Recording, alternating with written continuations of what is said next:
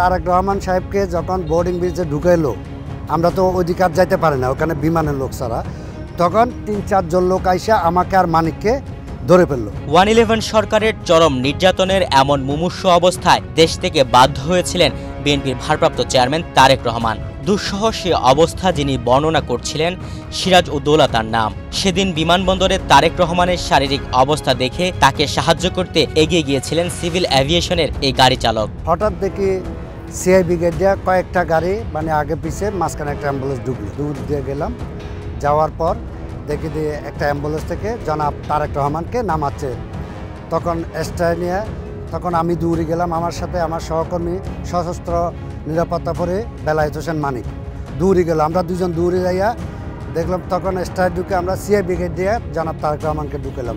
তখন আমাদের duty security officer ছিল নজরুল ইসলাম, উনি তখন তাড়াতাড়ি দৌড় দিয়েছে। দেখে আসার পরে আমরা তিনজনে তাকে নিয়ে ভিতরে সিআই ব্রিগেড দিয়ে ঢুকাই। ভিতরে ঢুকানোর পরে একটা সোফাতে বসাতে চেষ্টা করে, বসতে পারেন না, উনি কাঁপতেছে। তখন এই একটা কুসুম বালুচ দিয়ে মাথার নিচে দিয়ে তাকে ওখানে শোয়াইলাম। জাইমা রহমান ছিল, জোবাইদা রহমান ছিল, ওনার জোবাইদা রহমানের বড় বোন ছিল, বোনের হাজবেন্ড ছিল, একজন ডাক্তার ছিল। পদ্মা সেতু, মেট্রো রেল এবং এলিভেটেড এক্সপ্রেসওয়ে নির্মাণের গর্বিত অংশীদার বসুন্ধরা সিমেন্ট। 2008 সালের 11 সেপ্টেম্বর উন্নত চিকিৎসার জন্য লন্ডনের উদ্দেশ্যে ঢাকা ছাড়েন তারেক রহমান। সেদিন বিমানবন্দরের প্রতিটি পর্যায়ে তাকে সাহায্য করেছিলেন সিরাজ উদ্দৌলা সহ সিভিল এভিয়েশনের 3 জন। এমিরাত এয়ারলাইন্সের কাউন্টার থেকে বোর্ডিং কার্ড আনা হয়। আমার ডিডিও সিকিউরিটি অফিসার এবং ওই জোবাইদা রহমানের বড় বোনের হাজব্যান্ড, ওরা যাইয়া বোর্ডিং কার্ডগুলি নিয়ে আসে। আসার পরে ইমিগ্রেশন হয়, হওয়ার পরে ওই অবস্থায় তখন তারেক রহমান পানি খাবে। আমি আবার 2 তলা থেকে দুধ দিয়ে একটা পানি নিয়ে আসি, আমি এবং বেলায়েত হোসেন মানিক আমরা পানি খাবাই। খাওয়ানোর পরে উনি একটু পেশাব করার আছে, আমি মানিক দুজনের কাঁধের উপর বাদ দিয়া উনি ওয়াশরুমে নিয়ে গেছি। আমরা নিজেরাই চেইন খুলে ওনাকে পেশাব কাজ করা আনি শোয়ানোর পর আসছে। পরে হুইল চেয়ারের মাধ্যমে আমি, মানিক এবং আমার ডিডি অফিসার ছিল সাথে, উনি নজরুল ইসলাম, 3 জনে 4 নম্বর বোর্ডিং ব্রিজের গেটে নিয়ে যায়। ওইখান থেকে বিমানে একজন লোক বিমানে নিয়ে যায়।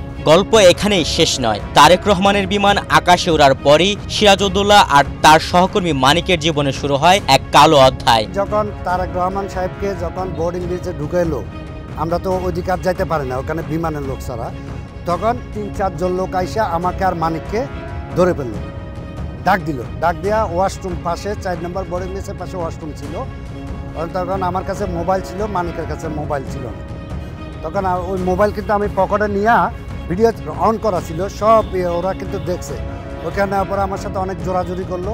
মোবাইল আমি বলছি কেন মোবাইল দেবো, আপনাদের পরিচয়। তাদের সাথে আমার বার্গেনিং হওয়ার পরে তাদের হাতে আটি ছিল, আটি বাইর করে আমাকে এই যে মারছে। এই যে দেখেন আমার এখানে 8টা সিলাই করা, আমার মোবাইল ছিনিয়ে নিয়ে গেছে। আমাকে রক্তাক্ত অবস্থায় 6 নম্বর গেট, 2 তলা 6 নম্বর গেট দিয়ে একটা সিএনজিতে উঠে দিছে। তখন হলুদ ট্যাক্সিগুলি ছিল, উঠে দিছে, আমাকে মহিলা মেডিকেল নিয়ে গেছে। আর মানিককে কোথায় নিছে জানি না, সে দীর্ঘ 15-20 দিন পরে ফেরত আসছে। তাকে নিয়ে অনেক নির্যাতন চালাইছে। আমরা বিএনপির লোক, এই সে, আমরা ক্যাডার। এখানে শেষ হয়নি সিরাজের দুর্ভোগ। 1.5 দশক ধরে পদে পদে শিকার হয়েছেন হয়রানি আর নির্যাতনের। তো আজকে এটার কারণে দীর্ঘ 16 বছর অত্যাচারিত হয়েছি আমি।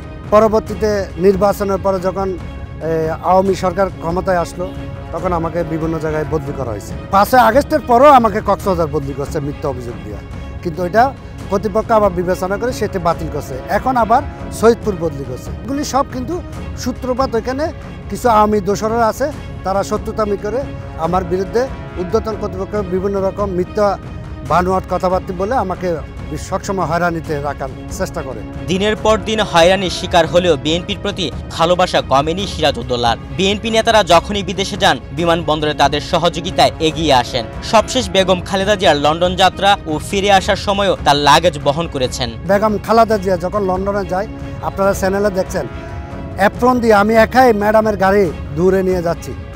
আমার নিরাপত্তা প্রদান ছিল, ওনার পিছনে আমি দূরে দূরে নিয়ে যাচ্ছি। আসার সময় ঠিক একই বেগম জিয়াকে রিসিভ করছি।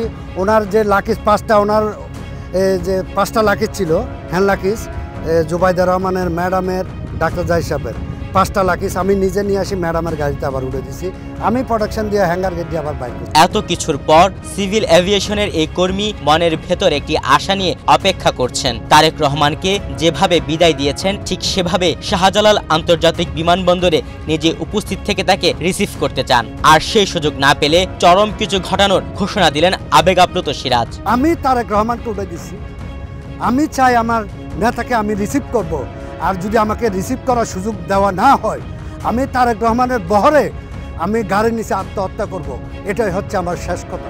সিরাজউদ্দৌলা জানালেন, আওয়ামী লীগ সরকারের পতন হলেও চাকরি জীবনে হয়রানি মুক্ত হতে পারেননি তিনি। পতিত প্রতিমন্ত্রী জুনায়েদ আহমেদ পলক এবং এনটিএমসির সাবেক মহাপরিচালক অবসরপ্রাপ্ত মেজর জেনারেল জিয়াউল আহসান পালানোর চেষ্টার সময় ধরিয়ে দেওয়ায় তাকে বদলি করে দেয় সিভিল এভিয়েশন। আমরা বিশ্বস্ত সুস্থ জানতে পারলাম এই ফ্লাইটে পলক সাহেব এবং জিয়াউল হাসান দুজনে পালিয়ে যাচ্ছিল।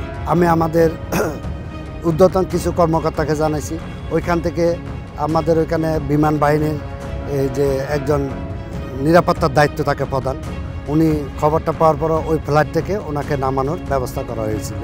সবাই সহযোগিতায় ওনাদেরকে আমরা আইনশৃঙ্খলা বাহিনীর কাছে দিতে সক্ষম হয়েছি। ওই জুনায়েদ আহমদ পলকের কিছু আত্মীয় স্বজন আমাদের সিভিল এভিয়েশনে কর্মরত ছিল, এখন নাই। ওই সূত্র ধরে আমাকে দীর্ঘদিন ধরে ঢাকার বাইরে বদলি করার প্রক্রিয়া করছিল। তবে আমাদের সাবেক চেয়ারম্যান স্যারের সহযোগিতায়, আমাদের সাবেক মেম্বার সিকিউরিটি স্যারের সহযোগিতায় আমাকে বদলি করতে পারে নাই, ওনারা বাধা দিছিলেন।